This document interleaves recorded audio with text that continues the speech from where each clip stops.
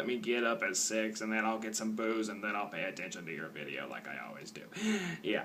I am going to be talking about the new movie Star Trek Into Darkness, which, to be honest, I am not a big Star Trek fan. I am more of a Star Wars fan, you know. Not beam me up, Scotty. Not. Yeah. So this was technically my very first Star Trek movie.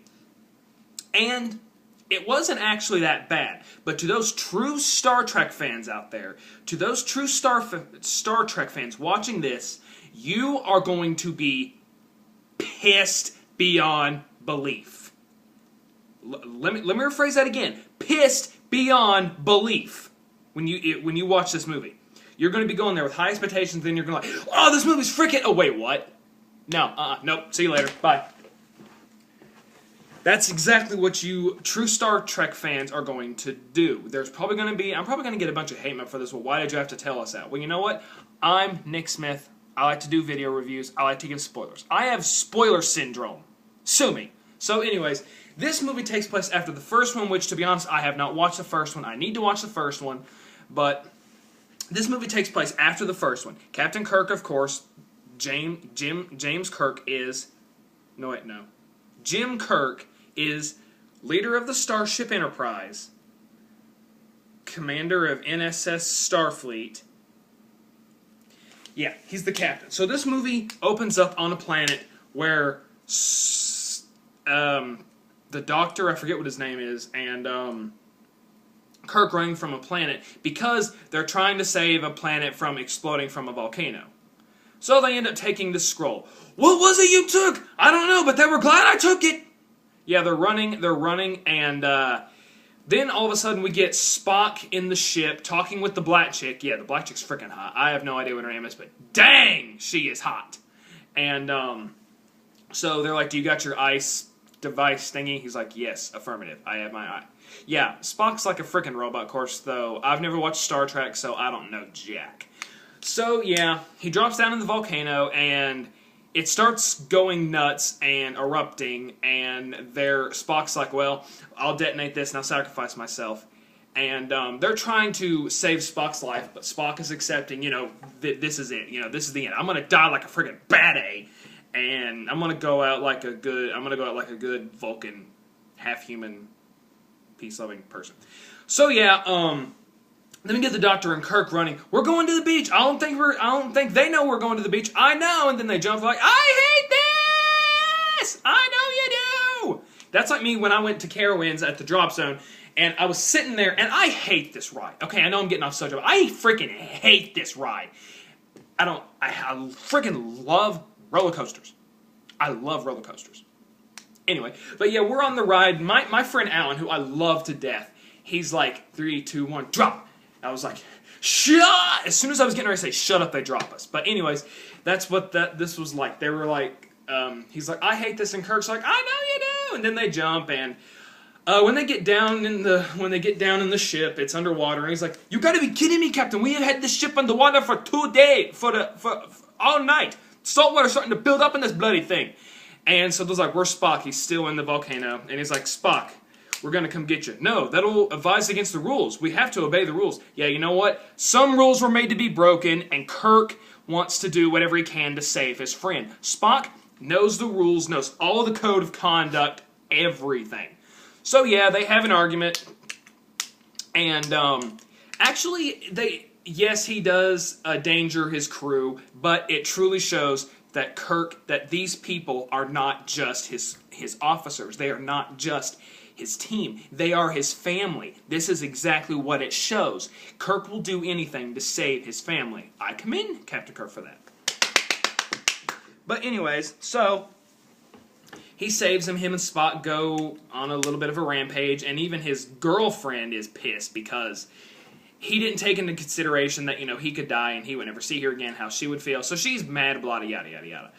So then it shows Kirk in bed with these two freaking hot Asian lion chicks. I don't know. Captain Kirk's a man whore, like how he was in the originals. Yeah, he gets every chick. So yeah, then they get called to the main office, and Kirk's like, well, it's got to be that 5-year mission that we've been wanting. Why else would he call us in? Yeah, they got called in because Spock put in the progress report, and Kirk's pissed. It's like, dude, you put in the progress report? Why didn't you tell me? It's like, I figured that I would take full responsibility and, accept the consequences. Blow me. Why did you tell him? And he's like, tell me about this active volcano. No. And he tells Spock to leave, and he's like, you know how much of a pain in the butt you are? Yes, sir. Do you really? Do you really know how much I have to put up with you? And he goes on about how Kirk doesn't respect the chair and how Kirk doesn't obey the rules. And he's like, some rules need to be broken. And that is true. But Kirk's trying to show everyone that Starfleet is not just people who take orders. They are space explorers. They are a family. And that's what Kirk is trying to do. And he's like, you endangered your crew. But you know what? They're still alive. You know how many people I've lost ever since you put me in charge? None. Zip. Zero. And he's like, you don't listen to anybody. You've been relieved from the chair. What? You've been relieved. So, yeah, Colonel Marcus has decided to, he said they're sending it back to the Academy, but they decide to give it to the guy who gave it to him in the first movie, which I forget his name, but they decide, you know what, we'll give it back to this guy. He's like, you know what, we'll give it back to this guy. And so of course, Kirk, he's in the bar drinking whiskey, and then there's this hot chick. And like whenever you're at a bar and you're pissed at somebody, and you see this hot chick, and you're getting ready to talk to him, all of a sudden your friend pops in, and you're like, dude, why didn't you wait until I banged that chick? You should have waited. So yeah, he's like, yeah, oh crap, it's you. How'd you know I was here? I know you better than anyone. I kicked your butt in here. I found you and kicked your butt in the place of this. Remember? No, you didn't. Yeah, I did. There was napkins hanging out of your nose.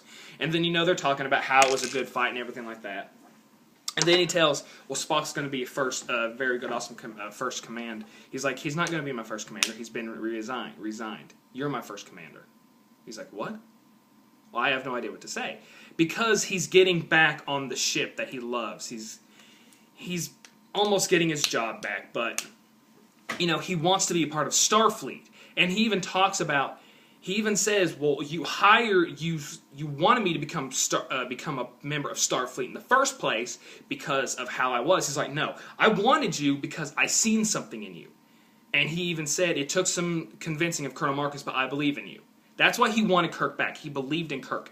And so then we get the main plot of the movie. This little girl is dying. This is how the second part of the movie starts. A chick is dying, and this family is in the hospital, and the doctor says, there's been no movement, she's not reacted to nothing. So, the mom is in there crying next to her daughter's bedside, and the dad, pissed off. Of course, so, when you're in the hospital and your child is sick, your loved one is sick, and there's no response, you will do anything to save them. I mean, freaking anything. And he's out there sobbing, and this guy comes up to him and goes, I can save her. What did you say? Your daughter. I can save her. Who are you? And, of course, they say that this guy is John Harrison. He was a member of Starfleet. He was actually probably one of the most well-respected people in the Archives division. And so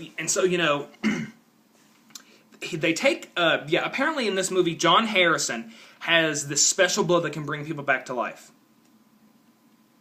Never happened in Star Trek, people! And we never get in touch. They only bring this up twice. They don't talk about how it's possible. They just bring it up twice. Convenient. So, yeah. The blood brings the daughter back to life. In an exchange, you have to do something for me. That's the normal thing. You sell your soul to the devil, you have to do something in return. So, he has to go to the bottom of the Archives building and blow it freaking sky high. He blows it. And the hospital isn't touched, but that one specific building is destroyed. And, they're in the convenience meeting. They're in that meeting, and how they're talking about John Harrison destroyed a building in London of Starfleet. And when they're in there, Kirk's like, why go after the Archives? There's nothing why? He's like, there's something going on. No, Mr. Kirk was just talking about his new position. Is there something you need to say? No. And he's like, well, spit it out right now. He's like, why would he go after Archives? That's not the main important thing of Starfleet. If he wanted the main importance if he really wanted to hurt Starfleet, he would come to this building, and then Kirk automatically realizes this was just the beginning. This was just a setup to get all of us in this one room so John Harrison could take out the people. And the commander is killed. The commander is killed. So Kirk is reassigned to captain of Starfleet. He's reassigned, and instead of avoiding war with the Klingons, he goes to Kronos, the planet of the Klingons, because John Harrison knows Starfleet can't come. I'm freaking safe. They can't come. They can't touch me. So Kirk gets this idea. You know what? Starfleet can't go, but I can. I can go and get him, but Starfleet can't. And so they go to they go to Kronos, and they go to an abandoned part of it. And, of course, so, Spock and his girlfriend are in an argument, and how she's like, you didn't think about us, you didn't care about me. He's like, I did, I just choose not to feel, because how his whole entire planet was wiped out, he decided to not feel emotions. Spock was just like, okay, you know what, I lost everything important to me, I'm not going to act like I'm not going to feel ever again. So, he's like that, but he's like, you misunderstand. I did feel, when he felt the main colonel die, he felt again. And he doesn't want to experience death again. He doesn't want to experience the pain of loss. That's natural. So, yeah, girlfriend forgives him. They go down to Klingon. The girl goes and talks to the Klingons because they get shot down. And something is wrong with their core. Something's wrong with the core. It's going down randomly. And so, they talk to the Klingons, and, the Klingons are like, why would we care about humans killing humans? Because you care about honor. Yeah, Klingons start attacking, killing. All of a sudden, they're saved by John Harrison. And they have these specific torpedoes, which Scotty did not want in their ship because he said they would blow the ship up. So he quits, and yeah, we get a new commander. I sorry I didn't bring that in earlier. And then John Harrison's like, those torpedoes, how many of them are there? The ones that you threatened me with. Oh yeah, by the way, they end up threatening this guy that they think isn't a bad A or doesn't have a set of balls at all. He's like, I need you to send a message to John Harrison. He's like, John Harrison, this is Captain whatever of Starfleet.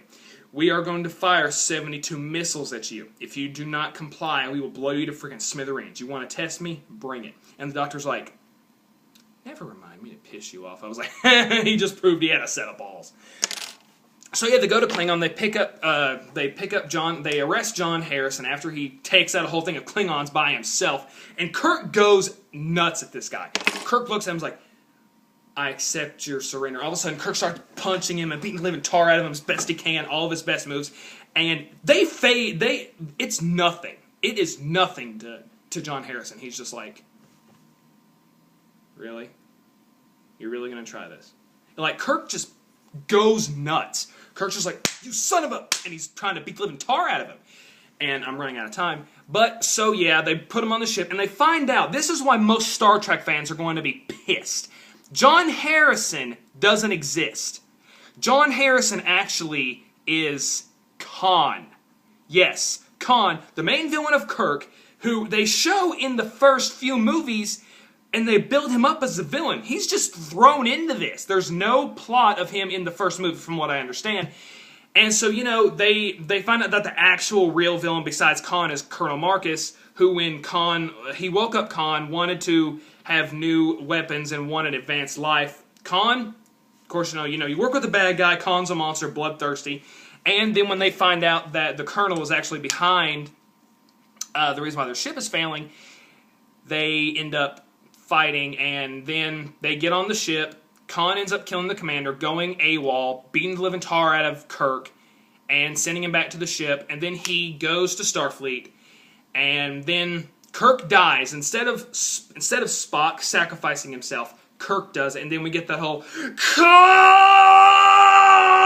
scream, except it's Spock. He goes to Earth, beats the living tar out of Khan. They use his blood, save Kirk. Kirk's brought back. They do the ending ceremony for the commander. And then they go on the 5-year mission. This movie, I'm going to be honest, I'm not a big Star Trek fan, but I was interested in it at the beginning, but then it started to lose me because, Khan, this guy's no Khan. I'm sure he's a great actor. When he speaks, he's a freaking SOB. But, yeah, he's menacing, but he's no Khan.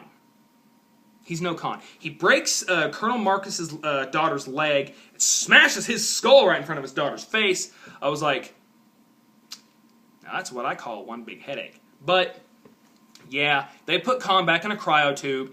Kirk's brought back to life. They go on the 5-year mission. Movie's over.